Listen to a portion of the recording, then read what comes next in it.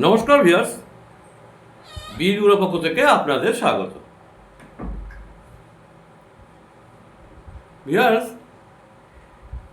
আজ শুভ শনিবার, একটু ঈশ্বর নিয়ে কথা বলতে হয়। ঈশ্বর নিয়ে কথা বলতে গিয়ে ভিউয়ার্স, এর আগে আপনি মা দুর্গা বলুন বা মা কালী বলুন, শ্রীকৃষ্ণকে নিয়ে বলুন বা শিবকে নিয়ে বলুন, আমি কিন্তু অনেক প্রতিবেদন বানিয়েছি। আজকে ঈশ্বরকে নিয়ে কথা বলতে গিয়ে একটু ওঙ্কার নিয়ে কথা বলতে হবে ভিউয়ার্স। ওম বা ওঙ্কার প্রণব মন্ত্র নিয়ে একটু কথা বলতে চাই। যদি আপনি শিবের সাধনা করেন করুন, যদি আপনি মা দুর্গার সাধনা করেন করুন, যে যে দেবদেবী সাধনা করছেন করুন, ওখানে আমি হস্তক্ষেপ করতে চাইছি না। আমি চাইছি ওঙ্কার সম্পর্কে সবার একটা স্বচ্ছ ধারণা আগে আসা দরকার। আমারও যে পরিষ্কার ধারণা তাও নয়, তার থেকে একটু বলি। মানে আমি একটা লেখা পেলাম, আমাদের এক গুরু ভাই লিখেছেন, গুণধর বর্মন। কোথা থেকে লিখেছেন জানি না, চিনি না, আমি চিনি না। তিনি ওঙ্কার নিয়ে যেটুকু ওনার মতো করে বুঝিয়েছে সেটুকুই আপনাদেরকে আমি শুনাই, তাহলে ওঙ্কার সম্পর্কে একটা ধারণা আসবে।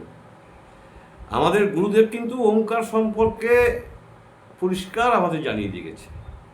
তারপরে যে যারা থিসিস করছেন এই গুরুধরবাবুর মতো বা যারা করেছেন, আমি অনেকের লেখনী পেয়েছি, আমার হাতে এসছে, ওনারা কীভাবে ব্যাখ্যা করছেন দেখুন, তাহলে আপনাদের বুঝতে আরও সুবিধা হবে। ওঙ্কার সর্বমন্ত্রের পাঠ, সর্বমন্ত্রের প্রাণ, এটা আমাদের গুরুদেবই বলেছেন। সর্বতত্ত্বের সমন্বয়, সর্বতত্ত্বের স্বীকৃতি, মানে সবাই আগে স্বীকৃতি দিচ্ছে। তো ওঙ্কার ছাড়া কিচ্ছু করা যাবে না। সর্বমন্ত্রের প্রাণ, সর্বমন্ত্রের সমন্বয়, সর্বতত্ত্বের স্বীকৃতি, এটা কিন্তু আমাদের গুরুদেব বলেছেন। এবার সেটাকে আবার উনি এই গুণধরবাবু যেটা লিখেছেন এটা একটু পড়ি দিয়ে, তাহলে আপনারা বুঝতে পারবেন। বলছেন, শোনো শোনো অমৃতের পুত্রগণ, শোনো দিব্যলোকের অধিবাসীগণ, আমি সেই পুরাতন মহান পুরুষকে জানিয়াছি। আদিত্যের ন্যায় তাহার বর্ণ, তিনি সকল অজ্ঞান অন্ধকারের পারে। তাকে জানিলেই মৃত্যুকে অতিক্রম করা যায়, আর অন্য কোনো পথ নাই। কি সেই জিনিস যাকে জানলে জীবন ও জগৎকে জানা যায়, বোঝা যায়, উপলব্ধি করা যায়? উপনিষদে তাকে ওম বা ওঙ্কার বলা হয়েছে।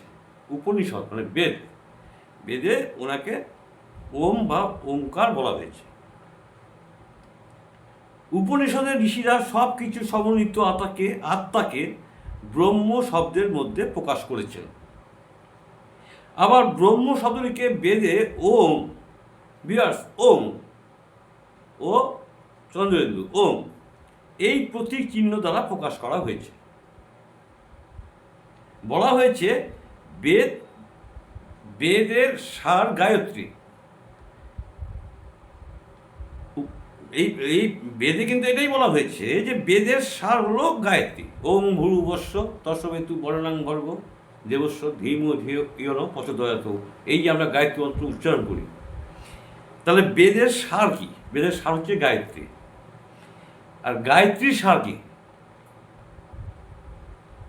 গায়ত্রীর সার হচ্ছে ওঙ্কার। এই ওঙ্কার হলো সব কিছুর সারস্যার মহামন্ত্র। এই ওঙ্কার হলো সব কিছুর সারস্যার মহামন্ত্র। ওঙ্কারের মধ্যেই সকল দেবদেবী সমত হয়ে জ্যোতির্ময়ী মূর্তিরূপে বিরাজ করছেন। ওঙ্কার তাই আদ্যাশক্তি মহাকালিকা, ব্রহ্মময়ী নাথ শক্তি। এই ওঙ্কার মন্ত্রের দ্বারা পরব্রহ্মের প্রকৃষ্ট রূপে উপাসনা করা যায়। এই জন্য ওঙ্কারের আর এক নাম প্রণব। কি হলো ভিউয়ার্স, ওঙ্কারের আর এক নাম প্রণব কেন হলো? বলছে ব্রহ্মময়ী নাথ শক্তি, এই ওঙ্কার ব্রহ্মময়ী নাথ শক্তি। এই ওঙ্কার মন্ত্রের দ্বারা পরব্রহ্মের প্রকৃষ্ট রূপে উপাসনা করা যায়। এই জন্য ওঙ্কারের আরেক নাম প্রণব। জাতি, ধর্ম, বর্ণ, নারী, পুরুষ নির্বিশেষে সকলেরই ওঙ্কার জপে অধিকার রয়েছে। তাহলে আমি একটু আগে প্রথমে যেটা বললাম আপনাকে, যে আপনি শিবের সাধনা করছেন করুন, আপনি দুর্গা সাধনা করছেন করুন, আপনি কালী সাধনা করছেন করুন, আপনি কৃষ্ণের ভক্ত, ঠিক আছে, সব ঠিক আছে, কিন্তু ওঙ্কার সবার জন্য। আপনি যে মন্ত্র নিয়েই সাধন ভোজন করুন, ওঙ্কারকে আনতে হবে আপনাকে। ওং গণেশায় নমঃ বা ওং শিবায় নমঃ আনতে হবে। তাই বলছে জাতি, ধর্ম, বর্ণ, নারী, পুরুষ নির্বিশেষে সকলেরই ওঙ্কার জপের অধিকার আছে। আসলে ভিউয়ার্স, এই যে ইনারা লিখেছেন না, ইনাদের আর হয়তো দেখা পাবো না, আমি চিনি না, আলাপ করার সুযোগ পাবো না, কারণ ইনারা অনেক আগে লিখেছেন এগুলো। আমার গুরুদেবের বাণী তো আমি বলি আপনাদের, ওঙ্কার সম্পর্কে উনি যা ধারণা দিয়েছেন আপনার বলি, কিন্তু এই যে গুণধরবাবু যেটা লিখেছেন এ অসাধারণ, যার জন্য আপনাদের আমি সামনে শনিবার এই চ্যাপ্টারটা নিয়ে আসবো। ওঙ্কারের আরও কিছু অংশ থেকে যাচ্ছে, অনেক বড় লিখনি তো, একবারে করলে ভিডিও অনেক বড় হয়ে যাবে। পরের প্রান্তে বলছেন ওঙ্কার হলো নাদ ব্রহ্ম। ওঙ্কার হলো নাদ ব্রহ্ম, যা সমস্ত শব্দের আদি জননী স্বরূপ, সমগ্র ধ্বনি জগতের আশ্রয়। এর থেকে সমগ্র ব্রহ্মাণ্ড সৃষ্টি হয়েছে। তাই সৃষ্টি, স্থিতি ও প্রলয়ের প্রতীক ওঙ্কার। ঈশ্বরের সর্বশ্রেষ্ঠ নামই হলো ওঙ্কার। সুতরাং ওঙ্কার মন্ত্র জপ ও ধ্যানই হোক আমাদের একমাত্র উপাসনা। সমস্ত দেবদেবী ও মুনি ঋষিরা অহর্নিশ এই মন্ত্র ধ্যান ও জপ করে চলেছেন। ওঙ্কার কোনো সাম্প্রদায়িক মন্ত্র নয়, ওঙ্কার স্বীকৃতির মহামন্ত্র, মিলনের মহাধ্বনি, সমন্বয়ের চূড়ান্ত পরাকাষ্ঠা। সমন্বয়ের চূড়ান্ত পরাকাষ্ঠা। এই হলো ওঙ্কার সম্পর্কে একটু আলোচনা আপনাদের সঙ্গে করলাম। ঈশ্বর এক এবং অদ্বিতীয়, সবসময় মাথায় রাখতে হবে, ঈশ্বর এক এবং অদ্বিতীয়। সবাই ভালো থাকবেন। ওঙ্কার নিয়ে একটু সম্যক একটু জ্ঞান আমাদের প্রত্যেকের রাখার দরকার রয়েছে।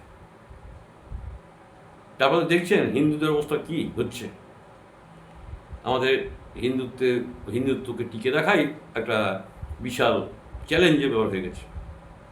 ওঙ্কার সম্পর্কে আপনাদের ধীরে ধীরে ধারণাটা আসুক, তার পরবর্তী অধ্যায় ভাবা যাবে। ঈশ্বরকে নিয়ে আলোচনা আজকে আমি এইটুকুই করলাম।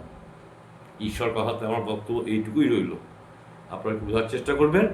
আবার আগামী শনিবার বাকি অংশটুকু আমি শোনাব। বিয়াস, আজকের মতো গুড বাই। আবার সামনে শনিবার দেখা হচ্ছে, শুভেচ্ছা রইল।